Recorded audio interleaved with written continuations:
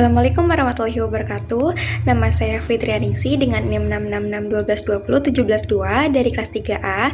Di sini saya akan mempresentasikan mengenai Dinas Ketahanan Pangan, Pertanian, dan Perikanan Kota Serang untuk memenuhi tugas UAS Manajemen Strategi. Baik, yang pertama yaitu terdapat visi misi dari Dinas Ketahanan Pangan, Pertanian, dan Perikanan Kota Serang. Visinya yaitu terwujudnya kota peradaban yang berdaya dan berbudaya. Dan misinya yaitu yang pertama, menguatkan peradaban berbasis nilai-nilai kemanusiaan. Yang kedua, meningkatkan sarana dan prasarana daerah yang berwawasan lingkungan. Yang ketiga, meningkatkan perekonomian daerah dan pemberdayaan masyarakat yang berdaya saing. Dan yang terakhir, yang keempat, yaitu meningkatkan tata kelola pemerintahan yang baik. Selanjutnya yaitu ada tujuan dan sasaran. Tujuannya yaitu meningkatnya pendapatan dan daya saing petani dan nelayan. Dan sasarannya yaitu yang pertama, meningkatnya produksi pertanian dan perikanan. Yang kedua, implementasi teknologi digital. Dan yang terakhir, yang ketiga yaitu edukasi masyarakat mengenai pangan yang sehat. Baik, selanjutnya kita masuk ke faktor internal Dinas Ketahanan Pangan, Pertanian, dan Perikanan Kota Serang. Yang dimana yang pertama itu ada faktor man atau orang. Di Dinas Ketahanan Pangan, Pertanian, dan Perikanan Kota Serang saat ini diemban oleh 86 pegawai ASN dengan rincian sebagai berikut. Kepala Dinas dan Sekretaris yang dipimpin oleh 1 orang, Kepala Bidang 5 orang, Kepala Subbagian 3 orang, Kepala UPT 6 orang, Kepala Seksi 15 orang, KTU UPT 6 orang, dan fungsional 49 orang. Selanjutnya ada money atau anggaran yang bersumber dari dokumen rencana strategis Dinas Ketahanan Pangan, Pertanian, dan Perikanan Kota Serang tahun 2018 sampai 2023. Selanjutnya ada mesin. Mesin ini merupakan alat atau peralatan yang ada di Dinas Ketahanan Pangan, Pertanian, dan Perikanan Kota Serang. Yang pertama yaitu teknologi pertanian seperti penggunaan sensor, drone, dan teknologi IoT untuk memantau dan mengelola kondisi tanah dan tanaman. Yang kedua ada teknologi pemantauan satelit untuk memonitor aktivitas perikanan dan kondisi ekosistem perairan. Dan yang terakhir, yang ketiga yaitu mesin-mesin modern dalam pengolahan hasil pertanian seperti penggilingan padi, pengolahan ikan, atau peralatan pengemasan yang efisien. Selanjutnya ada market. Pada Dinas Ketahanan Pangan, Pertanian, dan Perikanan Kota Serang ini yang pertama yaitu pelayanan terkait perizinan usaha, pertanian, dan perikanan. Yang kedua, monitoring dan pengawasan terkait pertanian dan perikanan. Yang ketiga, pelayanan terkait penyuluhan dan edukasi pertanian dan perikanan yang baik. Dan yang terakhir, yang keempat, adalah pelayanan terkait pemantauan kesehatan hewan. Selain man, money, mesin, dan market, yang terakhir yaitu ada metode. Dalam Dinas Ketahanan Pangan, Pertanian, dan Perikanan Kota Serang ini ada 3 metode yang diampu. Yang pertama, dalam bidang ketahanan pangan, Distan Kota Serang ini menerapkan metode perencanaan berbasis data dan analisis data. Dan analisis ini digunakan untuk memantau ketersediaan pangan, serta mengidentifikasi potensi dan permasalahan di bidang ketahanan pangan. Yang kedua, dalam bidang pertanian, Distan Kota Serang ini menerapkan metode penyuluhan pertanian dan pendampingan petani. Metode ini dilakukan untuk meningkatkan pengetahuan dan keterampilan petani, serta mendorong peningkatan produktivitas pertanian. Selanjutnya dalam bidang perikanan, Distan Kota Serang ini menerapkan metode pemberdayaan nelayan dan pembudidaya ikan. Metode ini dilakukan untuk meningkatkan kesejahteraan nelayan dan pembudidaya ikan serta mendorong peningkatan produksi perikanan. Setelah tadi kita membahas faktor internalnya, sekarang kita akan membahas faktor eksternal Dinas Ketahanan Pangan, Pertanian, dan Perikanan Kota Serang. Ada 4 faktor. Yang pertama, faktor ekonomi. Kondisi ekonomi nasional dan global dapat mempengaruhi permintaan dan harga pangan serta daya beli masyarakat. Yang kedua, ada faktor teknologi. Perkembangan teknologi dapat meningkatkan produktivitas pertanian dan perikanan, serta mengubah pola konsumsi pangan masyarakat. Yang ketiga ada faktor lingkungan. Perubahan iklim dan kondisi lingkungan dapat berdampak pada produksi pertanian dan perikanan. Yang keempat ada faktor politik. Kebijakan pemerintah dapat mempengaruhi ketersediaan pangan, produktivitas pertanian dan perikanan, serta kesejahteraan petani dan pembudidaya ikan. Baik, selanjutnya kita akan membahas tentang internal faktor analisis summary atau IFAS, analisa faktor internal. Di bagian kekuatan ada 3 faktor. Yang pertama, tersedianya kerangka regulasi yang mengatur masalah pengembangan pertanian dan ketahanan pangan dengan bobot 0,2, skornya 3 dan totalnya 0,6. Yang kedua, adanya komitmen pejabat dan masyarakat untuk meningkatkan ketahanan pangan dengan bobot 0,4, skornya 5 dan totalnya 2.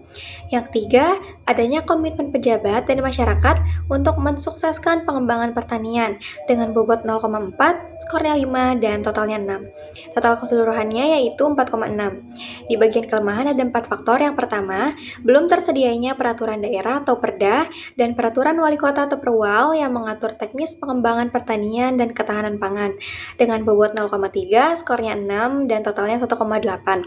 Yang kedua, belum memadainya sarana prasarana pendukung dalam pengembangan pertanian dan ketahanan pangan dengan bobot 0,3, skornya 6, dan totalnya 1,8. Yang ketiga, belum optimalnya kinerja SDM bidang tanaman, pangan, peternakan, perikanan, perkebunan, dan ketahanan pangan dengan bobot 0,2, skornya 6, dan totalnya 1,2. Yang terakhir, yang keempat itu belum memadainya sistem teknologi informasi dengan bobot 0,2, skornya 5, dan totalnya 1. Total keseluruhan yaitu minus 1,2. Setelah tadi kita membahas IFAS, sekarang kita akan membahas EFAS atau External Factor Analysis Summary, analisa faktor eksternal.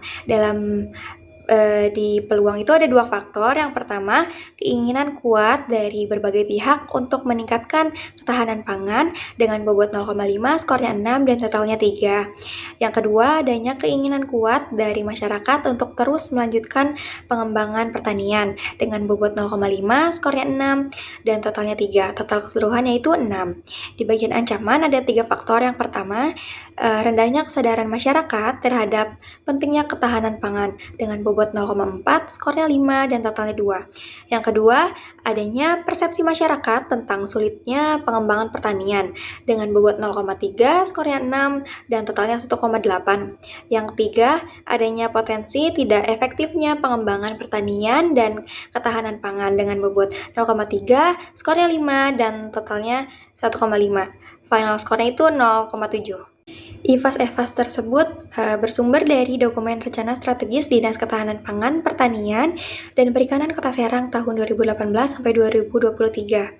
Selanjutnya itu ada matriks SWOT yang berada di kuadran 2 atau di strategi progresif yang bersumber juga dari rencana strategis Dinas Ketahanan Pangan, Pertanian, dan Perikanan Kota Serang tahun 2018 sampai 2023. Baik, selanjutnya itu ada kombinasi strategi. Peluang ada 2 faktor. Yang pertama, keinginan kuat dari berbagai pihak untuk meningkatkan ketahanan pangan. Yang dimana strategi SO-nya itu menguatkan rencana kerja dengan sistem pengendalian kinerja. Dan strategi WO-nya itu penyediaan sarpras untuk pengembangan pertanian dan ketahanan pangan. Faktor kedua dari peluang yaitu adanya keinginan kuat dari masyarakat untuk terus melanjutkan pengembangan pertanian, dan strategi SO-nya yaitu implementasi regulasi yang mendukung percepatan pengembangan pertanian dan ketahanan pangan, dan strategi WO-nya itu implementasi teknologi informasi dalam pengembangan pertanian dan ketahanan pangan. Selanjutnya itu kombinasi strategi. Di bagian ancaman ada 3 faktor. Yang pertama, rendahnya kesadaran masyarakat terhadap pentingnya ketahanan pangan.